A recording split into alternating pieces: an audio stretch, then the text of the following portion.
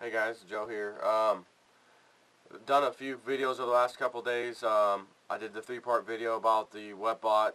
Was it an epic failure, or is there something else to it?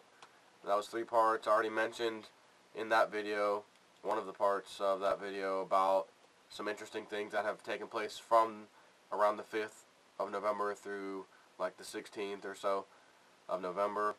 No, it wasn't the tipping point we all expected. But when you add up all those little things, it's pretty significant for a short amount of time. So I figured, well, I might as well keep track of things now every week, every day of fairly important stuff. Not just regular things that we might all expect, but something pretty important. So I started doing that today, and I've got a few things to add basically to that list.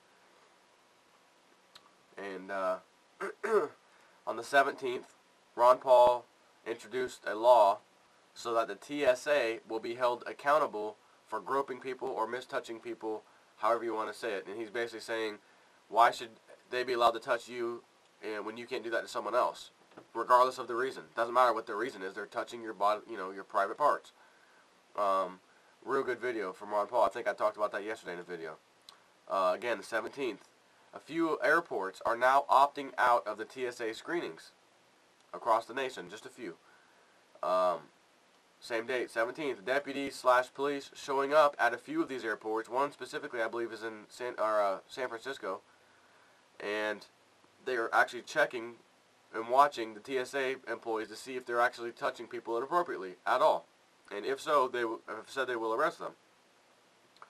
17th again, HR 3808, the veto override attempt, which was for the foreclosure, the illegal notary thing, where basically states were accepting notarized documents from other states' notaries, which you can't do. It has to be from your state.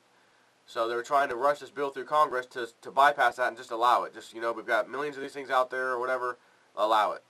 It got shot down. Believe it or not, of all people, Obama vetoed it. So the Senate and them tried to go back under the, night and, stealthily pass it. It failed miserably. So that's good. That's good news, but that's a big news event. That it actually failed.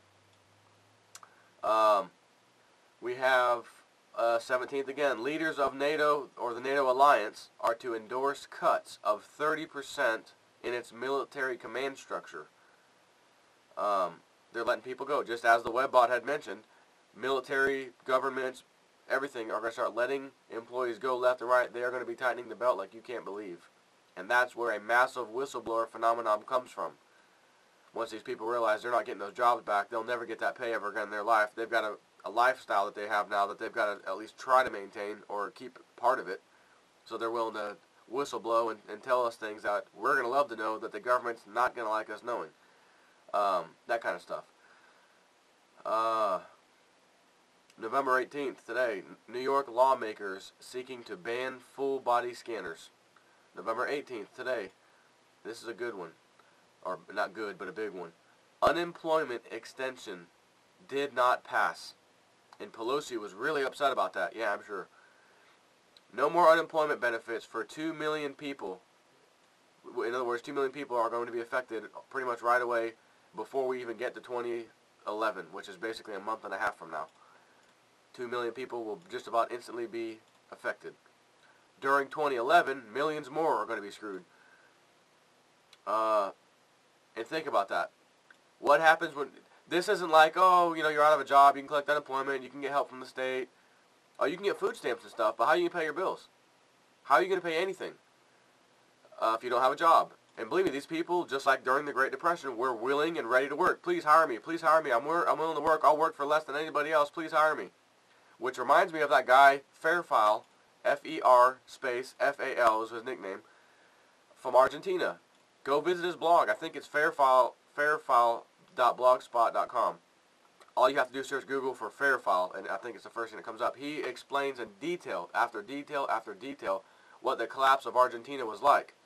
He lived through it, saw people in business suits, whether they were in the IT department, sales, whatever, business suits, ties, running down there in the streets while he's up 2 or 3 stories up, because he still had his job, eating a hamburger, looking down at the chaos below.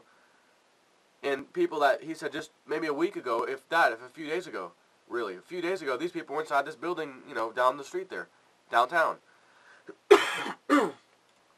And here they are, with the riffraff, right, so to speak, the bad guys, the ones causing problems, you know, the bad part of society, so to speak.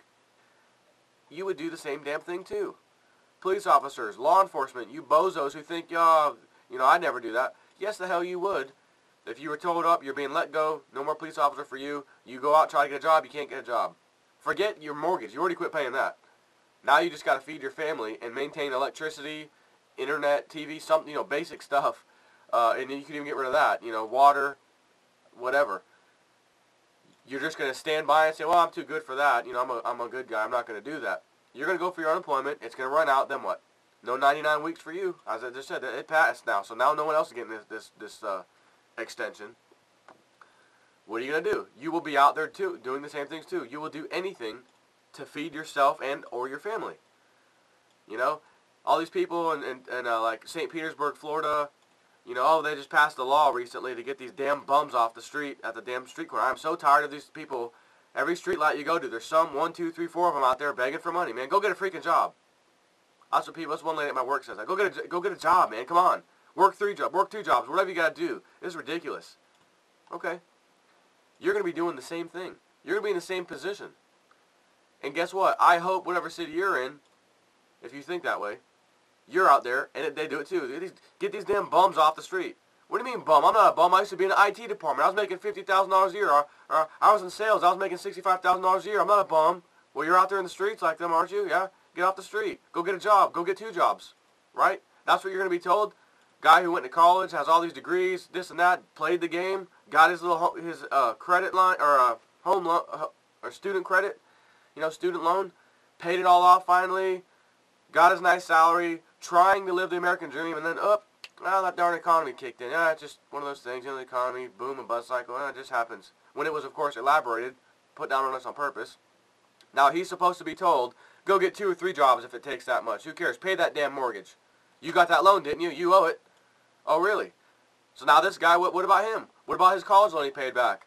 What about this fantastic degrees he has, right? Master's degree or BA, whatever he's got.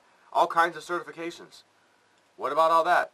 You're gonna tell him because McDonald's will hire him right now when he's trying to find a professional career where he should be? Stop doing that, you bozo, and go work at McDonald's, and then work after that, go straight to Walmart for minimum wage there also. So you're basically making, you know, 7 something an hour, whatever the hell minimum wage is now, times 2 different places. Which means you're working more than 40 hours a week. You're working overtime, but you really don't get paid for overtime because one job is 40 hours a week, and then the second job is just extra, but it's not overtime because it's not the same job. So basically, let's just say $8 an hour times 4, or 40, is 32, or $320 a week. $320 a week plus his night job, right? His night job is part-time, and let's just say he's working 20 hours a week part-time after hours. So he's working 60 hours a week. Again, 6 times 8 is 48. $480. He's making $480 a week. None of it's overtime. And he's supposed to, you know, well, get a 3rd job then. That's the mentality people have. The guy had a fantastic job. He played by the rules. We're supposed to have this American dream, right? The best country, the most prosperous country. You know, how dare you talk about America like that? You know, blah, blah, blah. Reminds me of that old lady that Bush was giving a speech once, and this old lady was up front. And he took a question from her, right in front of her face, too. He's standing right there. And she says, I have to work 3 jobs. See, it didn't look like she was pleased, obviously. She's like, I have to work 3 jobs just to make ends meet. His response, truly American. Truly American. You know, as if, man, these Americans are hard workers, man. Great, good job, old lady. When you know darn well, Bush, you silly bastard, that she's struggling, but the response, And what about his daddy, old Papa Bush, in the early 90s with his stupid speech in front of, I don't even know where the hell this was out, but, you know, it was some kind of rally, Republican rally or something, whatever the hell it was. And there's people just, you know, behind him waving the flags. I mean, as far as you can see back, just, when he says this. You know, we've got news for everybody, talking about to the whole world. The American lifestyle is not negotiable. Yeah, everyone's screaming, yeah. Really? Papa Bush, how's that working out for us? How's that working out for you, as a matter of fact? It's not negotiable. So what's going on? Why did that girl have to work, that old lady have to work 3 jobs? Right? What was all that nonsense you're talking about? Who were all the thousands of bozos behind you cheering is who I want to know. Stupid, dumb, mindless sheep. And that's who I want to pay the most. And that's who's going to pay the most, because they're the ones still looking at regular news and, yeah, everything's alright, there's still going to be that recovery, and I'm not really worried. Let me tell you something. You should be worried, and you should be worried about your job. And if you think, as much as many jobs start cracking down on people and physically telling them, well, you're lucky you have a job. And most of the time you can say, hell with this, I'm going somewhere else. You can't talk to me like that. Oh, not anymore. Yeah, matter of fact, you can talk to me like that, and you can talk to me a lot worse. Because there's as the guy Fairfile said from Argentina, before you think you are so good and you got all these certifications and you got this and that, and you got this massive resume, you are making $50,000, $60,000 a year, and you go to this job you're easily qualified for. Matter of fact, might even be doing exactly what you were doing. And you go in there, and they offer you $35,000 a year. Wait a minute, I was making 55, 50, 55, whatever. It pays 35. Pfft, see ya. He said, don't even think about it. There'll be 100 people at least with your qualifications or better, standing in line, waiting there to go in there, and who will accept $35,000 a year, because they may not have the lifestyle that you had, or the situation that you had where you were making 50, 55 a year, and now that's what you need. They may be in a position where they don't need that per se, or they do need it, but they don't care. They just want a freaking job, and they're going to take it. So my advice is to take anything you can get, and if you end up getting that situation where you're making 50, paying your bills just barely, whatever, and now you got to take 40 or 30 or 35, the first bill I would immediately stop paying is my mortgage. Sorry, ain't going to happen. I'd stop paying that, and then be prepared to hire a lawyer once they finally start the foreclosure process. As soon as they serve you, contact that lawyer. He'll file your motions to dismiss and drag it on and do his thing. In the current rate of foreclosure right now, you will be waiting probably years, at least minimal 2 years before anything happens. Now you get to live in your house for free without paying anything, right? Because if the banks own it, then they got to pay the property tax, and they got to pay the insurance and all that. Let the bastards have it. In 2 years, you'll be saving $35,000 salary. You'll be saving a lot of money, a lot more money than when you were making the $50,000 or $55,000 a year paying your stupid mortgage. But I'm only saying that because it'd be a crisis point. You're not going to be able to pay all your bills, so you got to pick and choose. So the best one to pick and choose, unfortunately, is the mortgage. So, anyways, let me get back on a couple of these things. November 18th, Napolitano, Department of Homeland Security head, considering allowing Muslim women to pat themselves down at airports. But we're told the Muslims are terrorists. That's what we're told. We're brainwashed. Muslims are terrorists. Muslims are terrorists. They always hijack planes. That's what they do. They hijack planes. Muslims are terrorists. But we're going to let Muslim women opt out and not get patted down. Well, first of all, everybody should be able to opt out of that crap, because if someone wants to get on a plane or do something, they are going to do it regardless of that crap. Plain and simple. November 18th. This is a big one for those religious people that follow the book of Revelations and that kind of stuff. And in my opinion, I don't necessarily think it's really, Satan and God fighting each other and it's going to happen. I think it's these elitists who know these old stories from the Bible who are going to make them happen, so we all think that, oh, this is just, God and the devil fight. We'll just sit back and let them handle it. They'll let them battle it out. When in fact, that's not the case. You need to do something about it. You need to fight these bastards. But anyways, here's what it is. November 18th, Obama proposes 7-year land lease peace deal or treaty, right, between Israel and the Palestinians. Now, doesn't the book of Revelations have something in there about 7-year peace treaty? The tribulation begins, and here's one of the things I found about it. Not in Obama's article, but basically regards to that tribulation thing in the book of Revelations and all that. The tribulation begins when the Antichrist signs or renews a 7-year peace treaty with Israel. On the day of this event, the tribulation begins and lasts for 7 years or 2,520 days.